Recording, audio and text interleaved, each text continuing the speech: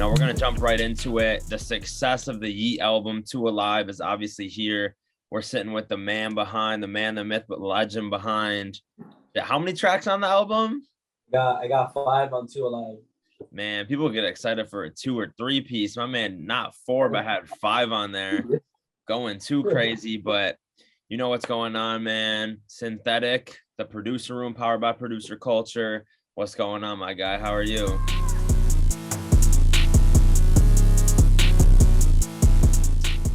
I'm good. Just been soaking in, this new album. Very, very, very excited and happy to be a part of it. Feeling like a lot of doors are opening because of this tape. Like, it's crazy, man. Like, I'm just happy to be part of this, and I feel very lucky right now to just have had the opportunity to work on this project. It's crazy. Yeah, man, what a project. I mean, we can start with kind of like the success of Two Alive. Is this kind of what you expected? Did you know that it was just going to kind of grab the world and take it by storm, or is it even kind of a shock to you because you can't go anywhere without hearing them right now? Yeah, I feel like I kind of like already had an expectation that this album was just gonna be insane just because of how parabolic like Yeat's been going these past even just these past 3 months. Like his engagement's crazy as hell. His monthly listeners are like shooting up in the air. His followers are going crazy. The whole TikTok like meme stuff of Yeat is like insane. Like I've been getting them like all the freaking time. All my friends been getting them. Even people that didn't know who Yeat was are getting Yeat memes on like TikTok. So it's kind of crazy to see how it's already reaching like just the normal people who are outside of the scope of like underground music and stuff like that. I already knew like because of that, just given that fact, I knew like Two Alive was just gonna be insane, bigger than Up to Me. Even though Up to Me is like so crazy too, I just feel like Two Alive is just like that album that just like really solidifies into like the mainstream. He's like a huge artist. He's gonna be a superstar in the next like 2 years. It's gonna be crazy. No, it's gonna be crazy. For you, obviously you don't just, miraculously wake up one day with 5 placements on there. What was kind of the process like with you and him? I know you've been at it with him for, months and months now, probably sent through, hundreds of loops, beats, whatever, to try to get to this point. And I'm sure, 5 landed, but there was probably more like, I don't know, like 500 sent out there or something. Like, how'd it kind of start? How'd you guys lock in? How'd you even end up being such a household name on the project? Right. So I actually found out about Yeat from my producer friend, Tragic. I was going to the Splice Studios out here in LA to just meet with him and link up. He was telling me about this artist named Yeat. He's like, yo, I'm making stuff for Yeat. Pull up. I was like, I didn't know who Yeat was at the time. I think at the time he only had the album Alive. I started hearing it and I was just like stunned. I was like, wow, this is crazy. It just sounds very futuristic. It sounds unusual. It sounds new. It sounds refreshing. So at that point, I already knew like, damn, Yeat's kind of special. Like this sound is interesting. It's unique. I want to be a part of this. And then I feel like I didn't even after that, I never heard anything about Yeat until I got a song on his album that came out around June called 4L. And then that's when I kind of like my relationship with Yeat started because I got the song called Off the Lot with Tragic and my boy Cash Heart, who made a melody to one of my midis.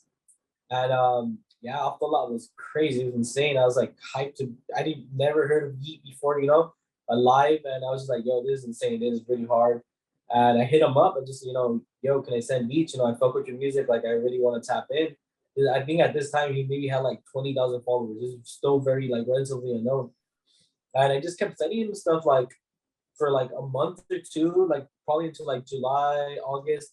He sent me some songs back, and I was like, yo, let's go. I think that we got like a Yachty feature on one of them. Never dropped. I think it got leaked or something. But and then he sent me the songs that would be on Up to Me, which was Facts and Twizzy Rich, which are 2 songs I produced on Up to Me. And then from there, like around September, I met up with my boy Real Leva, and him and Yeat invited me to a studio session out here at 248 in North Hollywood. And I pulled up, and that's when we actually, all 3 of us together, Yeat, Ria, myself, actually created the track Yaya from scratch. We made a whole beat from scratch. Yeat was part of the process. And yeah, it was insane seeing that because most people might not know, but like he like produces himself too. So like for him to be engaged in that process is like really dope to see, because I feel like when you have a relationship with an artist and when you produce it for an artist, like when they have a say or some sort of investment in the product, they're more likely to use it and be happy with it. And that's literally what happened. Like he was part of the process. He told us to do X, Y, and Z, and we did it. And he recorded Yaya right then and there. And then Yaya is like, you know, I love Yaya. Yaya is crazy, man. So it's like that just experience was insane, and I kind of solidified the relationship a lot more. And then from there, you know, Up to Me came out. That shit blew up. You know, one of his biggest projects. You know, it's crazy. And I just kept sending them beats. Like every month, I'd send like 4, 5, 6 like packs a week. Not a week, but 4, 5, 6 packs a month. And each beat pack will have like 40, 50 beats. And then like that's in that sense, just doing that consistently from, you know, like September, November, September, October period, all the way into like December, January, I was able to land 5. So yeah, in a sense, I was sending like 500, 600 beats just to get the 5. But that's how it is though. You just gotta keep doing it, keep grinding, and like don't get discouraged, you know. And yeah, now we're out here celebrating Two Alive, and yeah, that album is crazy, man. It's really insane. That album is too crazy. Like that's all I've been playing, just Yeah. popping on driving. You can start it at any song. You can start from the top. You could just start it from the 10th song, just let it go. Man, you can really just let it go. But yeah, I mean, I guess for you, obviously kind of hearing some of that backstory with him, and we'll get back into kind of more of the specifics of you connecting and working with Yeat and you know, the project. Shout out to Rio too, one of my day one guys. Salute to Rio. For you though, way before Yeat, obviously like music enters your life early on. Like, how did music first enter your life? How did you start? You know, you started with beats, right? And then you kind of like progressed more towards like making like loops and things like that. Right. But how did music first enter your life, and how did it kind of build up to this point? Um, yeah, I mean, just in general, just growing up, I feel like I was always kind of like, you know, surrounded by music. You know, my dad was a DJ, my mom was a choreographer. She danced a lot. She taught other people how to dance for like events and stuff like that. And just music has always just been a part of my life. I just never really like played it. Like I think I played the trumpet maybe in like middle school, but aside from middle school, which you know, it never panned out or for anything, but I just music was always a part of me. My dad was a DJ. He just put me onto like so many genres, and then like disco, traditional Mexican music, hip hop, rap, rock music, Spanish rock music, reggaeton, like just so many genres. And I feel like just being immersed in like music just made me love music a lot more. And so, you know, I just didn't really do anything with music for a while. You know, I was just doing like psychology and like college and stuff like that. And then at some point, I just finally decided that I should pursue music. And that's when I picked up doing beats, because it was just a lot easier to do than making EDM. I wanted to do EDM at some point, but it's just too time consuming, way too hard. Learning curve was very high. So I kept doing beats for a bit, just kind of get the basics and the foundation done. And then from there, I started doing melody, because that's when I figured out that the thing I always liked about music in general is always melody. Like I always gravitated towards melody. That's the thing like I noticed first. It wasn't really like the rhythm and the drum, but it was more like the melody.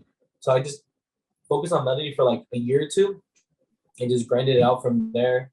And then for a while now, it's like past year, I kind of dived in a little bit more into like sound designing. So I started using like Serum and like sound designing presets and stuff like that, because I figured that the best way to stand out is to like make your own sound, literally like from scratch. Because if you can make your own sound, then no one can imitate you, because they can't make that sound. You get me? Unless they sound design too or something. But it's very rare, at least in our scene, for there to be a lot of sound designers. You know, usually you see a lot more sound designers in like electronic dance music or EDM, but in hip hop trap, it's like very rare. And the ones that do sound design are like amazing at it. And yeah, that's how I started. Kept doing the beats, and then in terms of like my style, you know, I was always doing like the melodic Uzi type stuff. Like that's the stuff I like, because it's like kind of variant to like EDM music.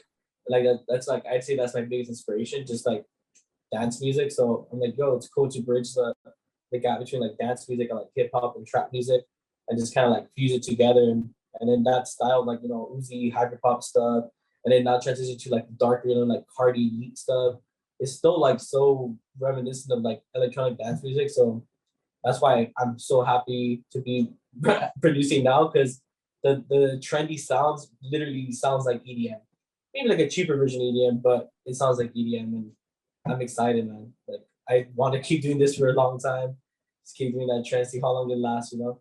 Yeah. That's kind of how I got my starting. And it's interesting you touch on kind of like the sound design, uh you know, the difference between that and just making this or making that, because I remember I was at a point, this is probably more so summer 2021, so not too long ago, but we were trying to work with Splice in different ways with producers or this or that or whatever. Yeah. And they were like interested in working with us and myself and whatever, and like a bunch of the different producers I work with.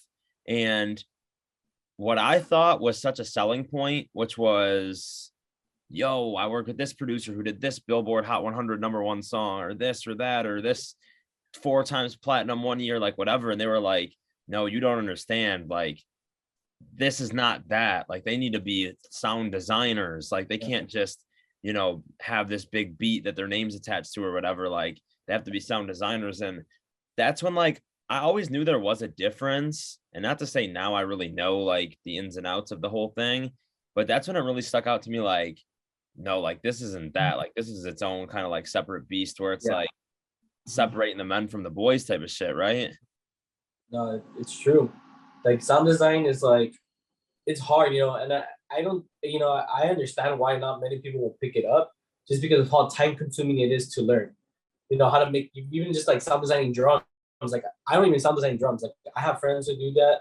I just mostly sound design presets, but even just learning how to sound design drums is like an insane learning curve. Like you just really gotta like be adamant about it and like really grind it out for like 1 year long to like really start getting some good, crazy like sound design drums and stuff like that. You know, but you know, if you're just chasing placements and like that's really your main concern, then like sound designing is like not important, you know? That's why you have like people who drop drum kits or like the serum bags and stuff, because they're already doing all that work for you. You just gotta go buy it and then just like use it. And then you just, you know, help them by like putting their sounds in like these trendy songs or hit, you know, #1 songs on Billboard or whatever. But yeah, that I can kind of see that perspective, you know, like sound design is just tedious and very time consuming, but very important. I feel like if you're a producer and maybe you're not thinking of learning it now, I think at some point in your career you should consider it, because that's really what's gonna make you stay relevant or help you stay relevant for a long time. If you can just create sound or the sound you want the world to hear. If you have that ability, you can literally make whatever you want. Yeah. And I feel like being unique will always make your stuff get like at least heard with a different ear. Cause I feel like if it's not for everybody or whatever, that's fine, but they might be able to hear it and be like, oh, like everyone's sitting there like one of those like, oh, everyone like pops their head up moment. Um, but I actually had a question for you, kind of like a two-part thing. So just watching like kind of like your rise on the internet, even before this project or whatever. One, how like you're somebody whose content has gotten like spread out so fast. Like there are what hundreds of type beats on YouTube that use your stuff that you don't know about, and however many more that you do or whatever. So my question to you is like, and like I said, it's kind of two-part, and two-part questions suck sometimes because as you answer the first one, you forget the second one. But like, how did you get it to that point, A? And then B, what would you say to somebody who thinks that that's a bad idea and it waters down your sound? Right. So to answer your first question, I feel like what really like put me in a position to the point where like, you know, at least every producer has one synthetic product, whether it's like a MIDI file or a loop, a preset, was that I just took a very like mass approach with it, you know. I gave away all my stuff for free on YouTube, you know. I have kits on YouTube that have like over $30,000, over 30,000 confirmed downloads. So it's just insane to see like 30,000 people downloading like free kit, you know.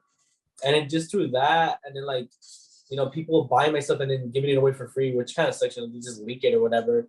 Through that, having a crazy Russian fan base who just like buys all my stuff and gives it away for free and leaks it. it hurts me, but also benefits me in a sense, because then my brand is just kind of being exposed to like people that otherwise would have never learned about me. It has its pros and cons. I don't like myself getting leaked, but at the same time, it's expanding me, this big like network of like international foreign like audiences and stuff like that through that. And then just, me sending out to my email list, like all my loops, all my kits and stuff, hitting people up on Instagram, sending them, people hitting me up, sending them all my loops and stuff. Like I'd be sending like an email and it'd just be like 30, 40 links, just all Dropbox links of every single kit. And people always be like, what the fuck, you're crazy. Why are you sending me like 1,000 loops or whatever?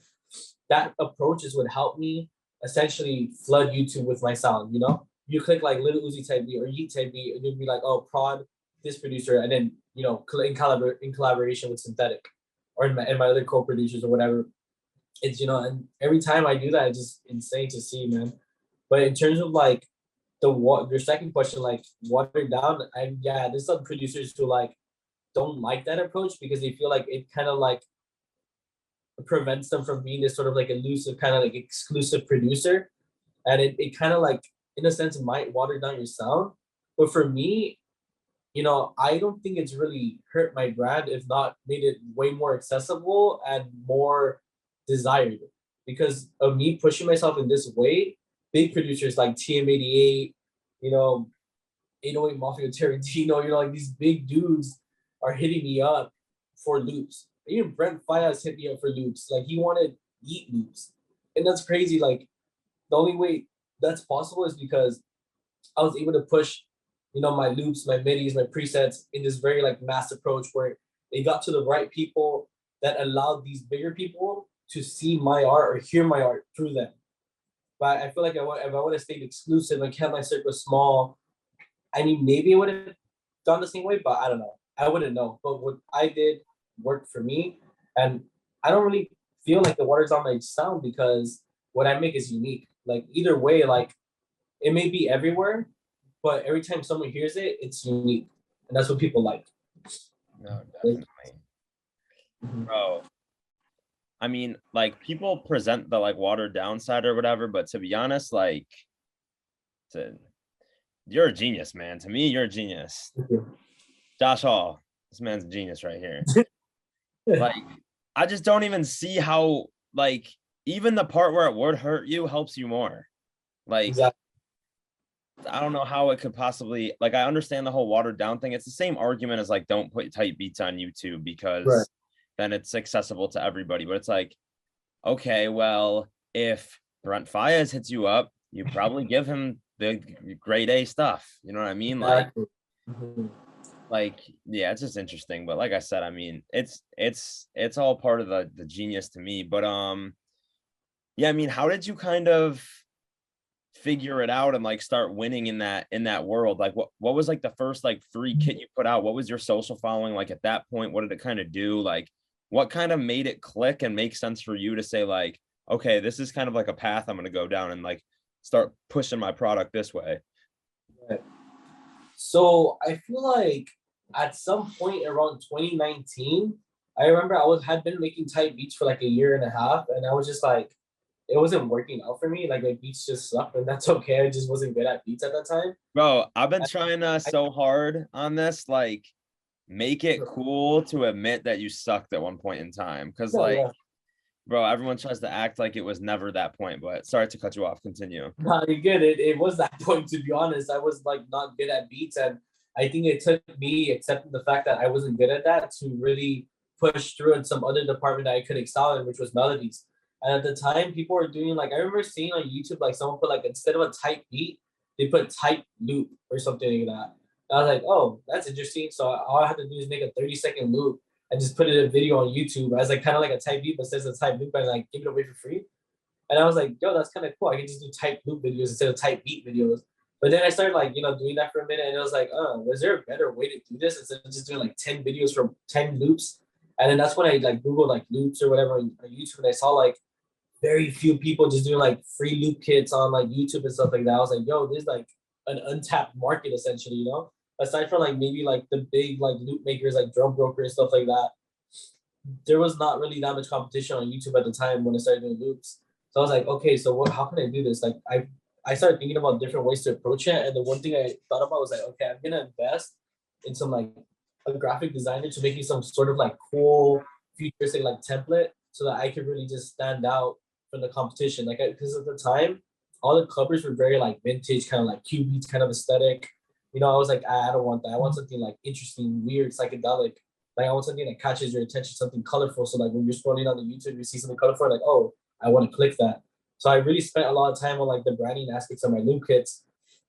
And then also on this idea that instead of giving away like 10, I'll give like 30, 40, 50, 60, 100 in one kit. Cause that's like clickbait. Like if you see a kit, oh, 100 free samples, like you're going to click it. It's like so much product for free. Like people were so interested in it.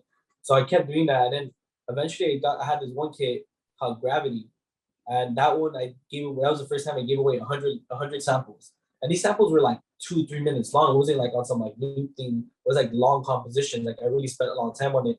That kit is really what like changed everything for me, because that kit did so well. That's a kit that has like pretty much like 30,000 confirmed downloads and stuff like that as of now. It like, you know, helped my follower count. I think I was like, you know, nobody at some point, but at that point I got to like 1,000 followers, I think. So I was like huge in my career. It was like huge stepping stone. The first time I ever hit 1,000, 4 digits on social media. I was so excited. I started getting hit up by like bigger producers, not like super crazy big producers, but you know, like there's like this like hierarchy, there's like chain, you know. Usually like producers start at the very bottom, like they work with people who are in the same level as them. But when like the producer like at the above the chain starts hitting you up, like that's when you know, like, okay, I'm doing something right. Like this person sees the value in my product. And really that's what I spent like doing for like 2 years, is like creating value for these potential producers that want my products, because it was free, it was a big quantity, they would just have enough to go for like at least 2-3 weeks. So by the time they finish the pack, I already have a new 30, 40 loops ready for them to download and stuff like that. So it was just luck, to be honest. I caught on this trend of loops like very early on when it wasn't saturated. And what helped me stay relevant was at the moment I found it to become saturated and it wasn't performing as well, I adapted and started doing sound design and doing the presets. And then that I just dominated the serum preset thing. Now everyone does serums and stuff. So now I'm just like, I'm good. I think I already proved my point with kids. I have over 90 kids. Like, I don't need to do this anymore. I'm just gonna focus on placements, gonna focus on the beats with artists. You know, it's been a crazy journey, but I'm happy to say that I put in the work, made close to 100 kits. And yeah, it was just a combination of luck, good branding, timing, consistency. Like I was doing this consistently for 2-3 years, and just, you know, taking advantage of that, you know, how I would do like download gates and like, you know, trade the free kit for like follows on YouTube, follows on my Instagram, stuff like that, you know, and then it worked out. So that's how I was able to capitalize on it. It's so I mean, I got 1,000 questions I could ask just with where you kind of went with that, but one thing I want to give you like a big like shout out on is like you very clearly, there's a bunch of things, but one, you very clearly like made it a point to keep evolving. Like, okay, now I'm winning on the YouTube game. Okay, this is kind of, because eventually the same formula is not just going to keep working eventually. Like you can be the best at that formula, and your way of using that formula is gonna, it's like all artists now, right? Yeah. So many of them are gonna, before they release a song, hop on social media and tease it a few times. But like, who's really winning when they do it right now? Like a Coi Leray. Who's really like the person who did it the best? Like probably 6ix9ine. Like he used to do that every single time. But like the formula isn't gonna just keep working for forever. And you had it going on YouTube, then you made it a point to like switch to sound design. Then you made it a point to focus on placements, but you did it at the right times when you can build it up to that point. Also, it seems like obviously the product that was of quality, but you really like understood the importance of like, you know, the aesthetic, the branding, the marketing, the marketplace you were targeting and stuff. Like it seems like that was at least equally as important as it like working. But no, man, that's too crazy. What about like, how was it? Were you making any money during all of this? Like, how did you like? Because you spoke to consistency being one of the biggest reasons, which again, tip my hat. But like, how did you you said you did over 90 kits or whatever. Like when you went from kit 47 to 48, were you making any money at the time? And if you weren't, like, were your parents looking at you crazy, or like what was going on? So you know the just to answer that question. So basically, for the first year and a half, 2 years maybe, when I was doing like the loop kits, I wasn't really making any money. I was just getting like sales here and there from like old beats I had, but I was not really making money from like music. You know, and luckily I was still in school and I had some financial aid, I budgeted, and I was able to survive. You know, I don't think if I was in the school, I think it would have been a lot different because I would have had to have had a job and stuff. So I really took advantage of the fact that I was in school. I didn't need to work, and I just took advantage of that situation. You know, I finished school and everything, but like during school, I would just be like, okay, I'm just like, I'll finish my homework or whatever later on, or my assignments, and just like produce for like 10 hours and then wake up and do it or whatever. And shit, like it was crazy, man. But I wasn't making any money, but I'd say like when I really started to see money come in was when I started doing sound design. That's really what made me make a lot of money. The serum banks. I was able to scale that from like a few $1,000s literally as of like last year up to like six figures. And like that to me is like insane. To be able to make that much money like selling serum presets and stuff like that. It was like wow, like I can actually make a salary selling these kits and I could just work on them whenever I want and people are gonna buy them and stuff like that. I'm very happy that people support me. Like it's crazy, man. Like that's literally when I started making money. And then that's when I started realizing, damn, like I could just do this forever. But now it's just like I'm burnt out from doing so many to the point where I'm just like, damn, do I really want to keep being the serum guy? Do I want to be the kit guy?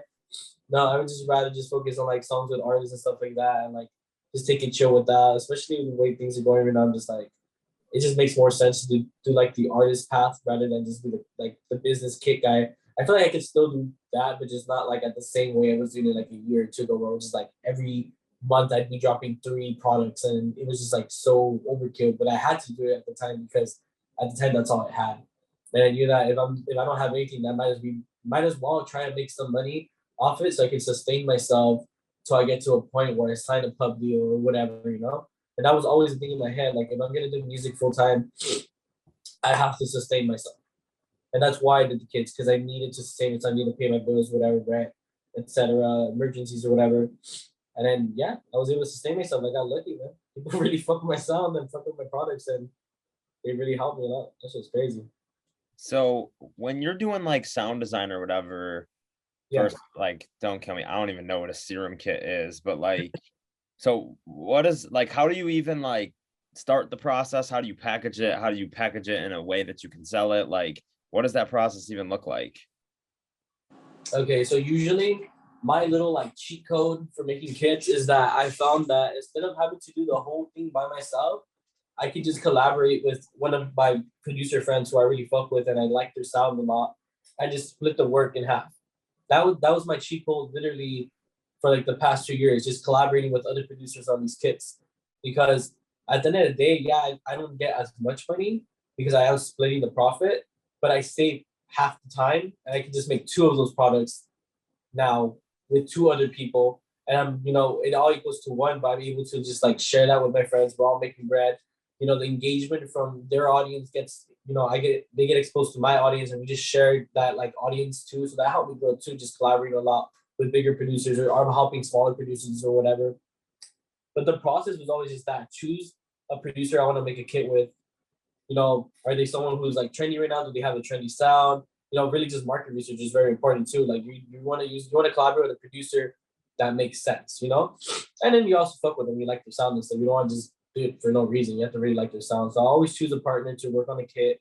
We'll kind of brainstorm. And me, I always brainstorm like themes. Like I like thematic stuff. Like this last one I worked on, my last kit I worked on was called Divinity. I was like, okay, Divinity is very like, ambient, angelic, very like nice, sounds, icy sounds. Like that's what I'm thinking in my head. Like, okay, so this is how the artwork is gonna look.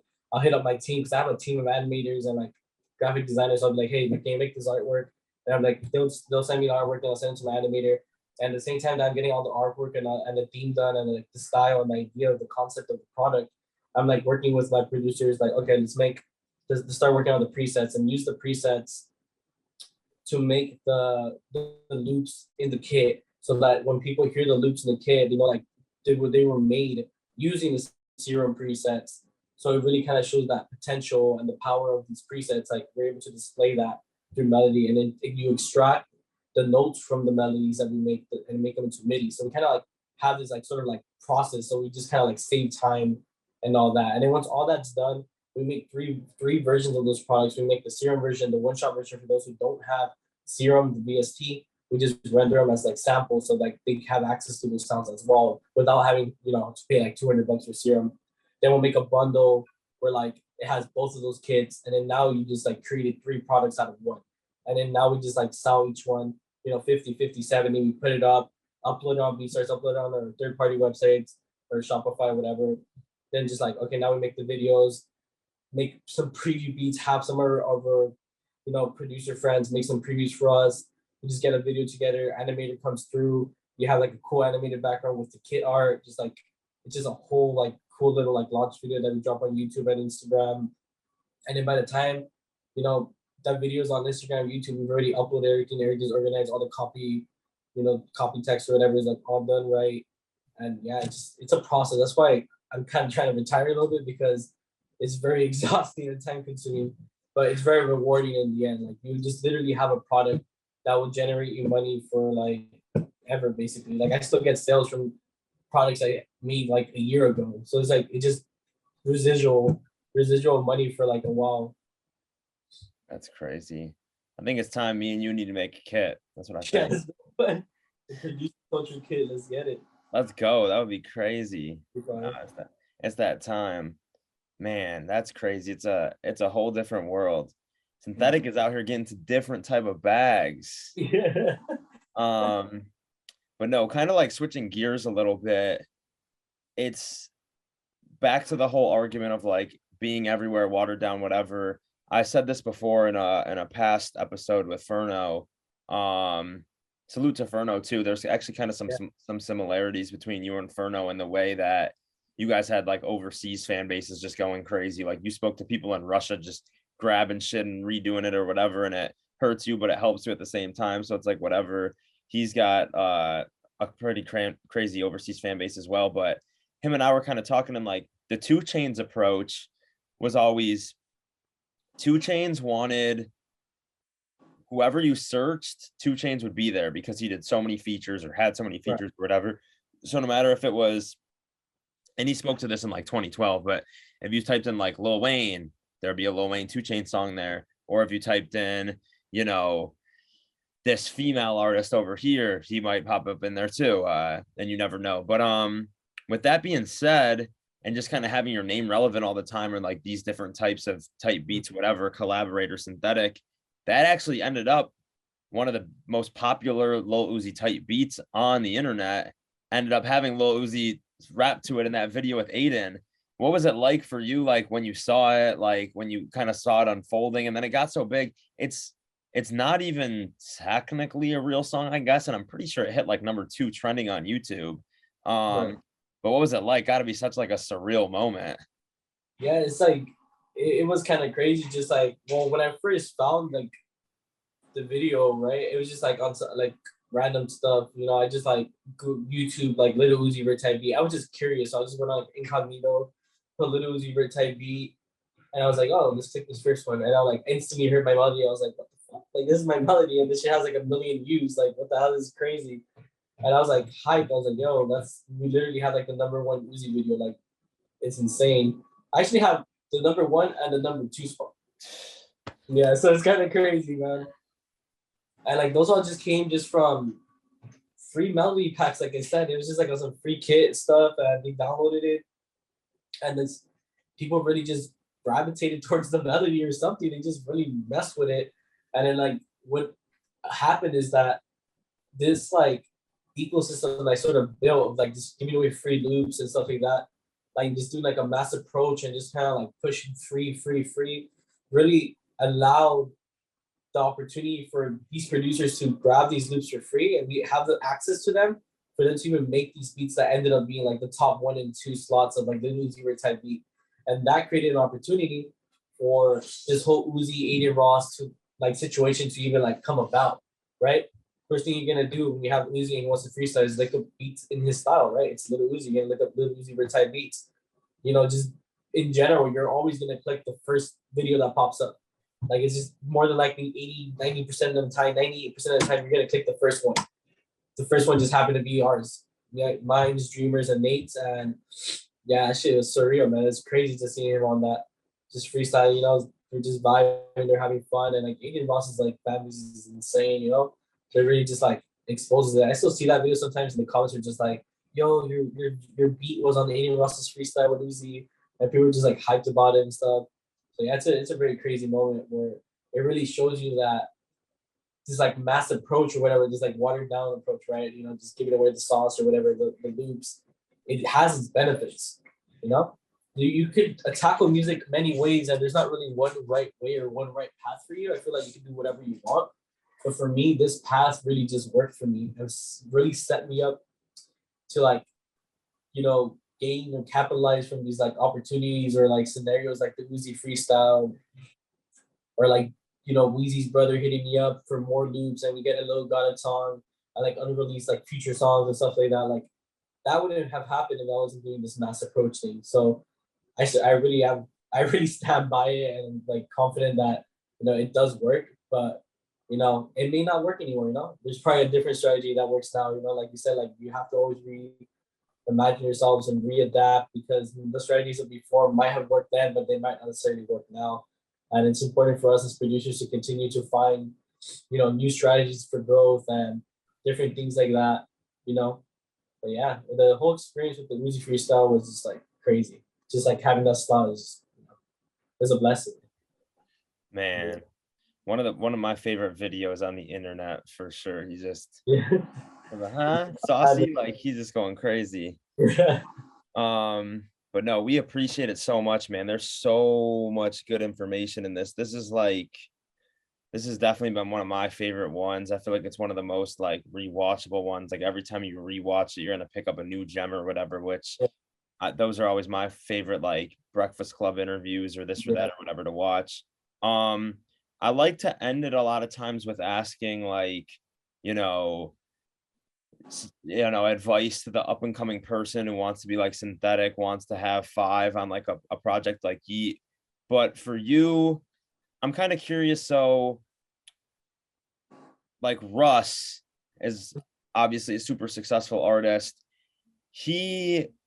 What he did for a while there was he dropped, because you drop so much content. Like what he did was he kept dropping projects like albums, and he dropped his 10th one.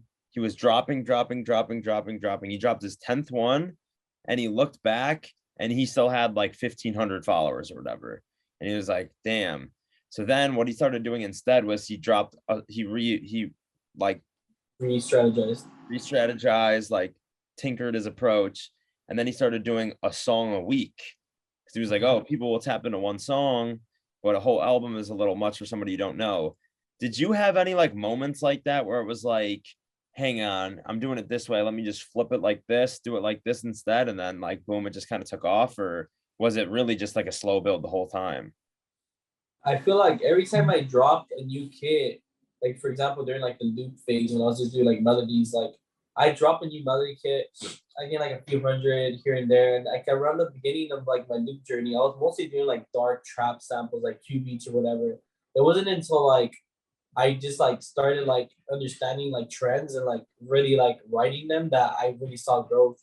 So the moment I transitioned from like these dark Q beats kind of like loops to like the hyper pop Uzi paper cardio type of loop, my channel like blew up literally.